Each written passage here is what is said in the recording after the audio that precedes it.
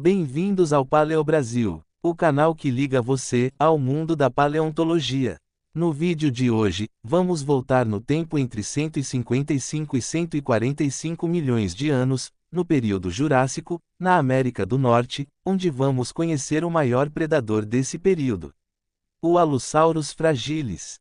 A descoberta e o estudo inicial do Allosaurus são complicados pela multiplicidade de nomes cunhados durante a Guerra dos Ossos no final do século XIX. Com o aumento do nível dos oceanos, terras baixas foram encobertas pelo mar, o que dividiu Pangaea em dois continentes, Laurásia, ao norte, e Gondwana, ao sul. Essa divisão também permitiu que a umidade vinda do mar atingisse regiões que antes não atingia, por estarem no interior de Pangaea, o que tornou o clima mais úmido. A fauna do Jurássico é marcada pela hegemonia dos répteis em todos os ambientes: dinossauros na terra, pterossauros no ar e plesiosauros no mar. Durante o Jurássico, o clima quente e úmido fez com que as florestas se proliferassem, o que fez a diversidade de plantas se tornar muito maior que a do Triássico. As plantas predominantes são cicadáceas, ginkgos e coníferas gigantescas, sequoias. Também é neste período que surgem as primeiras plantas com flores. O Allosaurus era um terópode típico, com uma cauda longa e ligeiramente inclinada e membros dianteiros reduzidos. Existem diversas estimativas por causa da grande quantidade de espécimes, mas para Allosaurus fragilis, que é a espécie tipo, 8,5 metros de comprimento é uma média de tamanho aceitável. O Allosaurus foi um dos maiores dinossauros carnívoros do período Jurássico. Ele se destacava também não só pelo tamanho e pela mandíbula cheia de dentes afiados, os maiores tendo 7,5 centímetros, mas também pelas duas cristas sólidas na cabeça, cada uma acima e na frente de cada olho, que é um dos traços distintivos do gênero. Como o predador mais abundante da formação Morrison, o Allosaurus estava no topo da cadeia alimentar.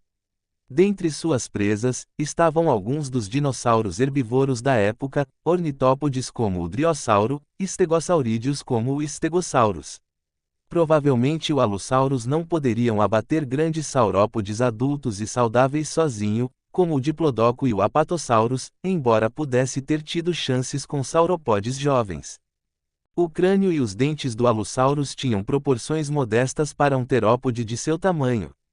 O crânio tinha um par de chifres acima e na frente dos olhos. Esses chifres eram compostos por extensões dos ossos lacrimais e variavam em forma e tamanho. Havia também cristas pares inferiores correndo ao longo das bordas superiores dos ossos nasais que levavam aos chifres. Os chifres eram provavelmente cobertos por uma bainha de queratina e podem ter tido uma variedade de funções, incluindo atuar como guarda-sóis para os olhos, sendo usados para exibição e em combate contra outros membros da mesma espécie, embora fossem frágeis. Allosaurus é considerado um predador ativo de grandes animais e era o predador mais ativo da formação Morrison. Há evidências de ataques de Allosaurus ao Stegosaurus, incluindo uma vértebra caudal do Allosaurus com uma ferida parcialmente cicatrizada que se encaixa num espigão caudal do Stegosaurus, e uma placa do pescoço de Stegossauro com uma ferida em forma de U que se correlaciona bem com um focinho do Allosaurus.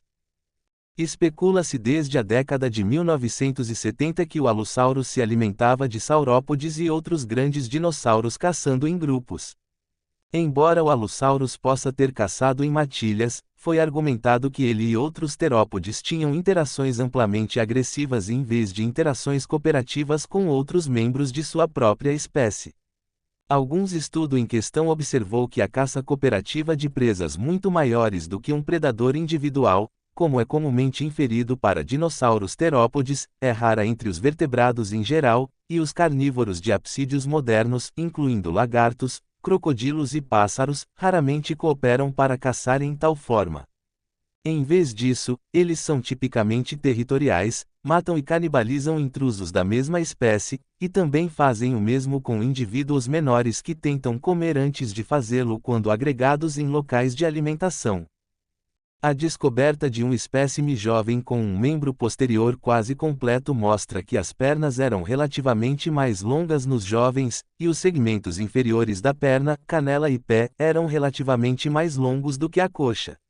Essas diferenças sugerem que os alossauros mais jovens eram mais rápidos e tinham estratégias de caça diferentes dos adultos, talvez perseguindo pequenas presas quando jovens, tornando-se caçadores de emboscada de grandes presas na idade adulta.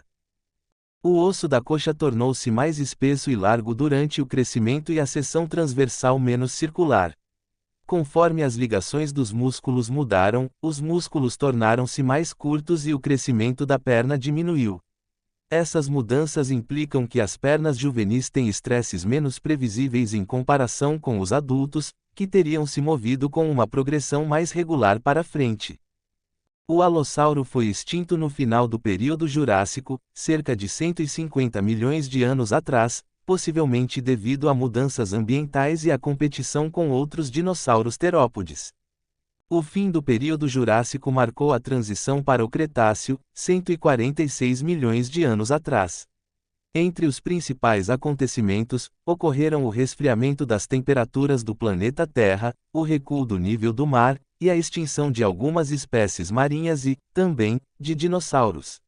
O Jurássico terminou com uma mudança nas temperaturas do planeta Terra, que se tornaram mais baixas, com um episódio de regressão marinha e rebaixamento do nível do mar.